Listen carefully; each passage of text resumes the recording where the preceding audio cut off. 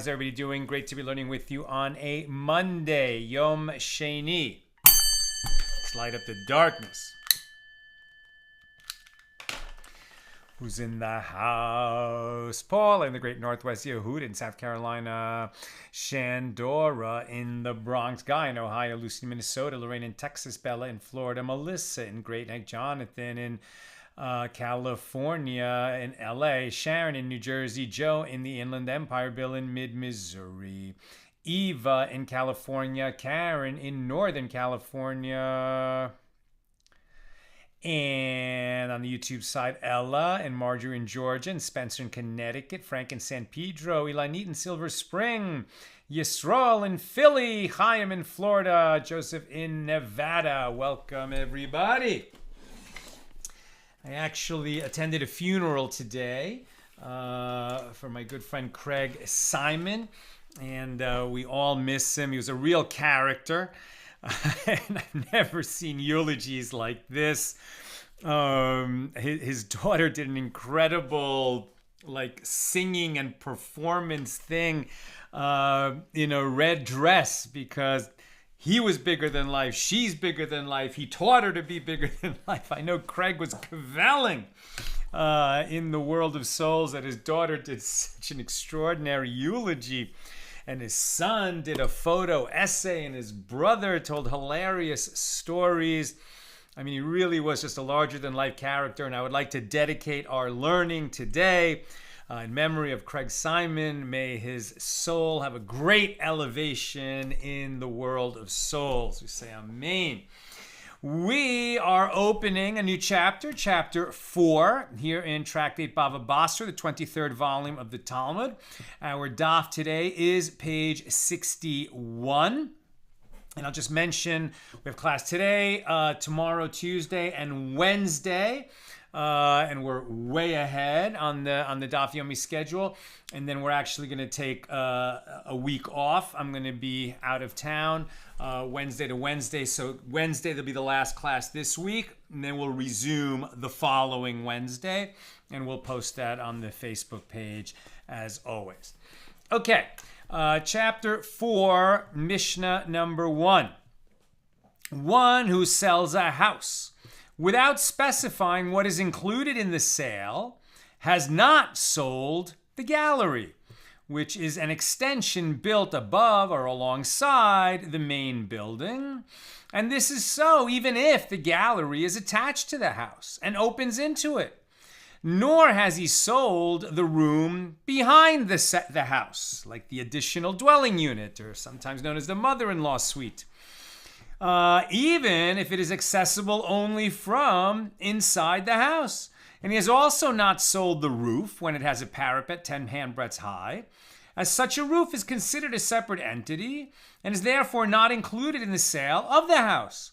And Rabbi Yehuda says if the parapet has the form of a doorway, that is, if it consists of two upright posts with a beam crossing over them, then even if the parapet is not 10 handbreadths high, the roof is still not sold together with the house unless it is specifically included in the sale. And that is the Mishna, right? So it's almost hard for us to imagine what this Mishna is talking about, because in the modern world, if you buy a house, if you buy a condominium, if you buy an apartment, any kind of a unit of real estate where you buy it, I mean, there's going to be so much documentation, paperwork, escrow, inspections, such a careful delineation of exactly what the property lines are and what the house is, etc. Okay, so in the ancient world, they didn't have so much paperwork. And there were a lot of people that were not so educated, and it was very expensive to procure paperwork. And there were a lot of deals done orally. Hey, I'll sell you the house. And they didn't specify exactly what the house included. Now, obviously, you should specify exactly what is being bought and sold when there is such a transaction. And then we wouldn't have these problems. But when regular people make an oral agreement to make a purchase and sale of something, very often they don't specify everything that needs to be specified, and then they end up arguing about it, and they come before the Beis Din, the rabbinic court, and that's when we're applying principles like this. Now, especially when we're talking about in a city, right? Because if you're outside the city, there's more like, okay, it's everything that's on the property, right? It's a unit of land with what's on it is often what's being sold. But not necessarily. I mean, even in Talmudic times, they were contemplating selling a unit within a building, an apartment within a building, like a condominium. And so the bottom line is, unless you specifically included it, or you said, I'm not keeping anything for myself, which is that's a partial expression of the formula. But unless, there's reason to believe, strong reason to believe that something was included with the sale, so it's not included with the sale, right? That's going to be the general principle here. Okay, that was the Mishnah. Now the Gemara. So the Gemara starts by asking, what is a gallery? This seems to be a defined term. So here in Babylonia, they interpreted this as referring to an attic known as an apta. So Rav Yosef said it means a windowed structure known as a bit kachalila attached to the main building.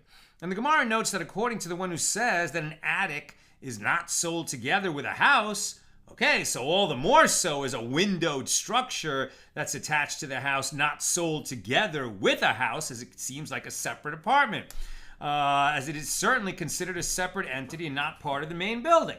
But according to the view of the one who says that a gallery is a windowed structure that's attached to a house, it is only such a structure that is not included in the sale of a house, but according to that view, it would seem that an attic, which is just the next floor up, would be included in the house. Now, Rav Yosef taught a small structure attached to a building has three names in the Bible. Gallery, known as Yetzia, side chamber, known as Tzela, and a cell, known as a Ta. And such a structure is called a gallery, as it is written in 1 Kings 6:6, the bottommost gallery was 5 cubits wide. And such a structure is also called a side chamber, as it is written in Ezekiel 41:6, and the side chambers were one over another 33 times. And additionally, such a structure could be called a cell, as it is written in Ezekiel 40 verse 7, and the cell was 1 reed long and 1 reed wide, and the space between the cells was 5 cubits. And if you wish, say instead that it can be seen that a small structure attached to a building is called a cell from a different source in the Bible, as it was taught in the Mishna, in Midos, or different, not in the Bible, but in the Mishnah, tractate Midos 4:7, that the wall of the sanctuary was 6 cubits wide. This would presumably be probably in Solomon's temple, but possibly in the second temple. That the wall of the sanctuary was 6 cubits wide, and the cell, vehata, in back of it was 6 cubits wide, and the wall of the cell was 5 cubits wide. Okay, so again, looking at different terms in the Bible to help us understand when and how big and sort of what proportion would we say that some kind of attached room, gallery, cell, whatever we're going to call it, when are we going to assume that it's just part of the residence, and when are we going to assume that it's some kind of a separate entity, even if it doesn't have a kitchen and a bathroom, right? Even so, it might be something that the seller reserved for himself as a storage unit, and he didn't intend to sell it along with the house. Now, new subject. Relating to the Mishnah statement that a gallery is not included in the sale of a house, Mar Zutra said, and that is the law only when the gallery has an area of at least 4 by 4 cubits, so about 6 feet by 6 feet. Pretty significant space. I mean, it's not like it's a bedroom. It would be more like a walk-in closet, but it's a significant space. And at least according to Mar Zutra, if it's less than that, it's not a significant space, and we wouldn't assume that it is its own unit, but rather it would be some kind of attachment to the house and would be sold along with it. Ravina said to Mar Zutra, so according to your opinion, that you say a gallery is not excluded from the sale of a house unless it is at least 4 by 4 cubits in size, well, there's a difficulty. As if that is so, that it's this minimum size of 4 by 4 cubits to render something significant and therefore not included in the sale of a house. If that is so, then with regard to the exclusion of a pit or a cistern from the sale of a house, about which we learn in a Mishna on page 64a of this tractate, that one who sells a house has sold neither the pit nor the cistern, unless it's specified in the contract, then even if he writes for the buyer in the bill of sale that he is selling him the depth and the height of the house, so too should we say that only if they have an area of at least 4 by 4 cubits, yes, they are excluded from the sale of the house, but if not, no, they are not excluded. Well, this is difficult, as a pit is not 4 cubits wide, and consequently, it would never be excluded. And yet we learn that pits usually are excluded, even though they are a smaller size than what you just deemed a significant size, Mar Zutra. So Mar Zutra responded, how can you compare these cases? There, in that Mishnah, this, meaning these excavations, the pit or the cistern, they have a discrete use to store water, and they cannot possibly serve as a living quarters, so they are considered separate entities, even if the excavation is not 4 cubits wide, because it's a different type of entity. One thing is a house, it's residential, people live there, you could store stuff there. A pit or a cistern, that's not something that people occupy themselves. You use that for storing water or something like water. But here, in the case of a gallery, both this, the gallery, and that, the house, they have the same use. And so if the gallery is at least 4 by 4 cubits, it is deemed significant and considered a separate entity. But if it is not that size, then it is not significant in its own right, but simply another part of the house, and it is assumed to be sold when the house is sold. So the Mishnah teaches that one who sells a house without specifying what is included in the sale has not sold the gallery, nor has he sold the room behind the house, even if it is accessible only from the house. Now the Gemara asks, so now that the Mishnah taught that a gallery is not sold along with the house, is it necessary to teach that a room behind the house is not included in such a sale? And so the gallery is just like a little strip that is adjacent to the house. The room is a room, right? So think of the mother-in-law's suite or the additional dwelling unit. If you're going to say a gallery is a separate entity, then obviously a whole room would be a separate entity. Why does it need to be said? Now we're on page 61b. The Gemara explains, no, it needs to be said. This ruling is necessary to teach that the room behind the house is excluded from the sale of the house, even if the seller delineated the boundaries of the house for the buyer in the bill of sale by listing places outside the room. For example, he noted that the houses that border the property, he noted which houses surround the property that is being sold. So in other words, if he said, I'm selling you the house, which sits between the White House and the Red House on Main Street.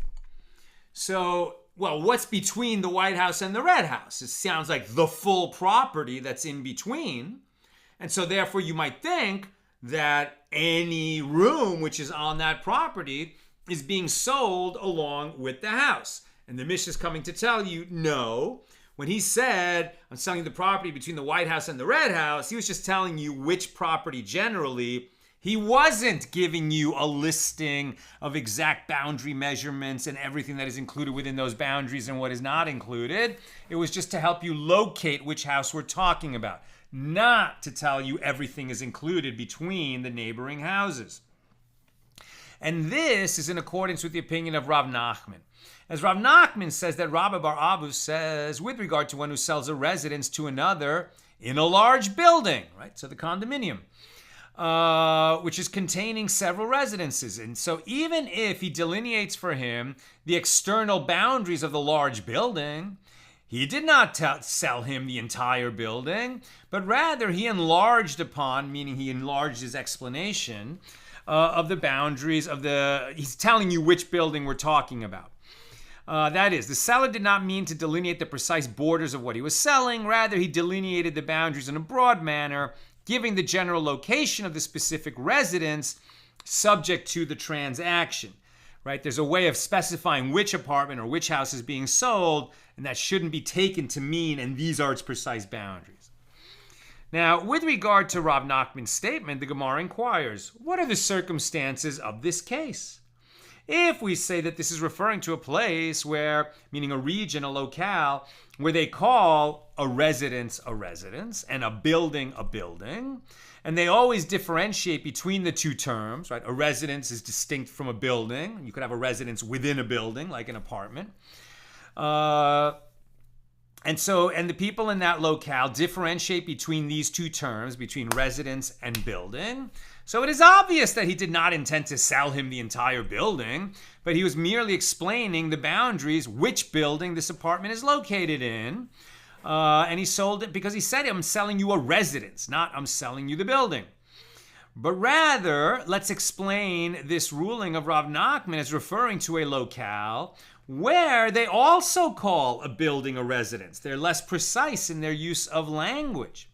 So in that case, why not say that the seller sold him the entire building, since he delineated the external boundaries of the large building? Perhaps the seller meant to sell the whole building, or perhaps the buyer thought he was buying the whole building, and the seller's language, supported that.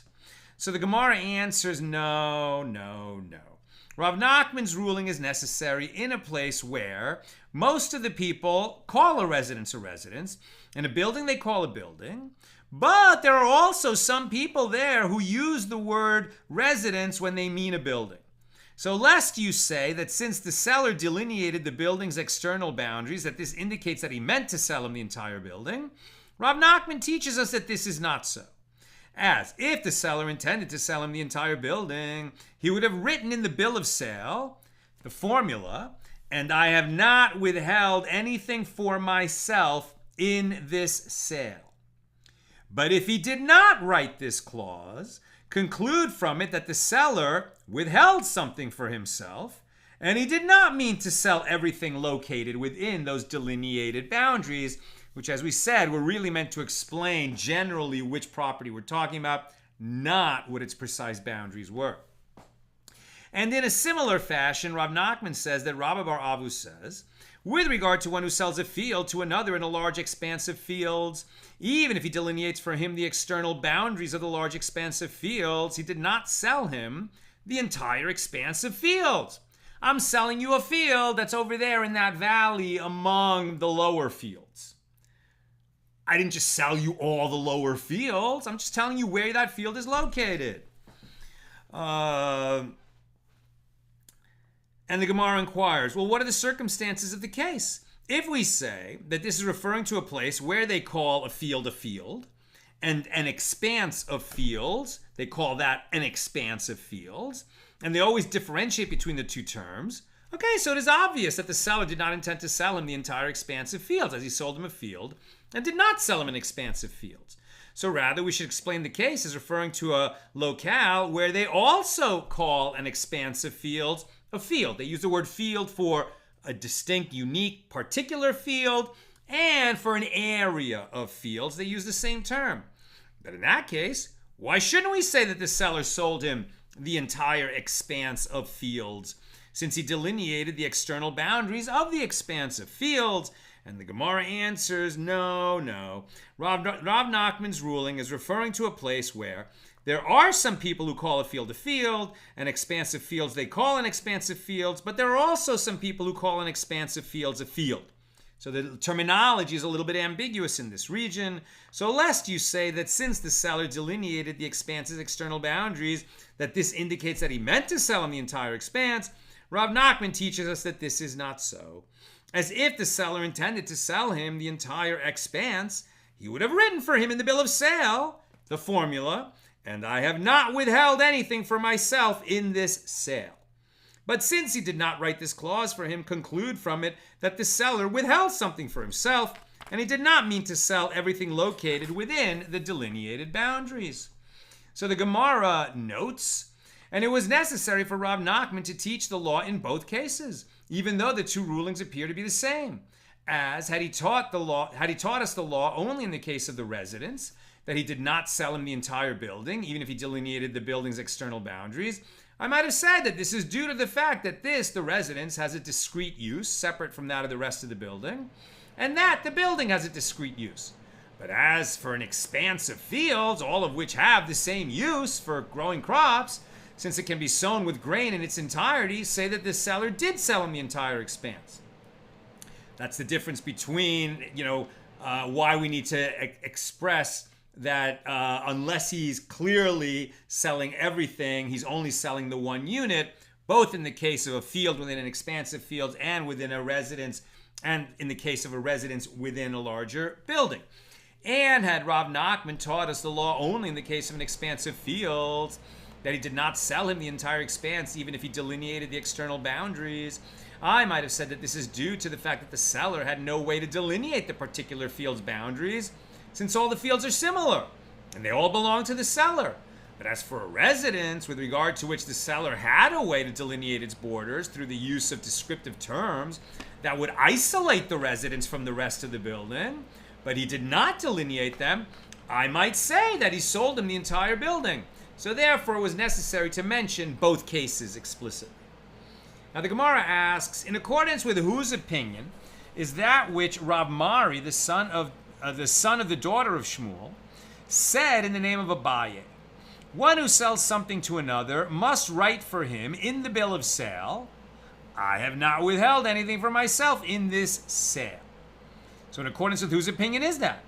It is in accordance with the opinion of Rav Nachman, who says that Rabba bar Abu says that even when the seller delineates the boundaries of what he is selling, he does not necessarily mean to sell everything included within those boundaries. Inserting this clause in the bill of sale removes uncertainties that could lead to conflict. Now the Gemara relates an incident. There was a certain man who said to another, and I'm almost done. Questions or comments, please get them in now. There was a certain man who said to another, I am selling you land of the house of Chia, but there were two plots of land that were called that of the house of Chia. And the sages deliberated as to whether both plots were included in this sale or only one. So Rav Ashi said to him that he was selling him one plot of land. And he did not say to him that he was selling him two plots of land, as he employed a singular term. Therefore, only one is included in the sale. And if he said to him, I am selling you fields, plural, without specifying how many, the minimum number of fields that would justify being called fields in the plural is 2. And therefore, the seller has to give the buyer only 2 of his fields, even if he owns many fields. And if he said to him, I am selling you all of my fields, so what he means is that he is selling him all the fields that he owns, excluding his orchards and vineyards. And if he said to him, I am selling you my landed property, what he means is that he is selling him even his orchards and vineyards, but excluding his houses and Canaanite slaves. And at the top of 62a, and if he said to him, I am selling you my property, it means that he is selling him his houses, even his houses and his Canaanite slaves. That's where we'll leave off. Obviously, the takeaway is when buying and selling, do your due diligence, spend the time, get the lawyer or the rabbi in the case of something like this, and make sure you've got an expert who's advising you so that everything that is supposed to be included in the sale is included and everything that's supposed to be excluded from the sale is excluded. Okay, 2 questions. Sharon, were there residences that were comparable to our current concept of a condo? Sounds like it. Yeah. Why not? I mean, when we're talking about cities, right? So the Levitical cities and other cities, if you look even in, ancient Jerusalem and the old city in Jerusalem, there's definitely, houses built on top of other houses, apartments, houses that were multi-story, where maybe somebody fell on hard times and decided to sell the upper units. And even here we're talking about selling a residence within a building. Sounds to me like that's what they're talking about. And certainly if you talk about the kind of condominium complexes where you have, sort of like multiple units opening into a common courtyard. I mean, we've been talking about that a lot, right? Where you might sell different units that share a courtyard. And that seems to me like units within a building complex, as it were. Joseph, speaking of tselem, interestingly, from my understanding of the usage of the word in Sefer Bereshis, Hava came from the tselem of Adam. So tselem is, so he's talking about the image. The word tselem is usually using the image, like, created in the image of God. What does that mean? I mean, God is not corporeal. God is everywhere. We're within God. So there's some kind of an expression of God that we humans resemble in some way. But I once heard a very interesting understanding of this word, which is not so much the image of, the expression of, some kind of visual expression of something, but rather can also refer to the shadow of. Right? In other words, that God created a place where God's presence is hidden, is not fully manifest, and where we are free to be ourselves and to have free will. Right? The shadow, meaning the place where God's visible presence is hidden, so that we can be ourselves. A different understanding of that word. And Lorraine says, what happens with the attached gallery? I think it just seems like, if it's large enough, right, that this gallery could be like a hallway, basically. So why would it be, and if it's more than 4 cubits wide and 4 cubits long, sounds like, okay, separate entity. So if they didn't, specifically include it in the sale of the house, so it's not included. And so I think you're asking, well, what can you do with that space? And I think I would say it's a storage. It's storage, or maybe, it's a sleeping quarter for a person that needs very little space. I don't know. But the point is that if it's large enough to be considered a distinct unit, even if it's not a full apartment, as it were, but still it can be considered a separate entity. So then, if it was just some kind of very simplified oral agreement for the purchase and sale, according to this Mishnah, we're going to consider that that was not included in the sale of the house. If the buyer wanted to make sure that it was included, okay, so they needed to discuss the terms and note it specifically in the deed. That's what I've got for us today. Again, reminder, we'll have class tomorrow and Wednesday, and then we'll be off until the following Wednesday. Have a good night.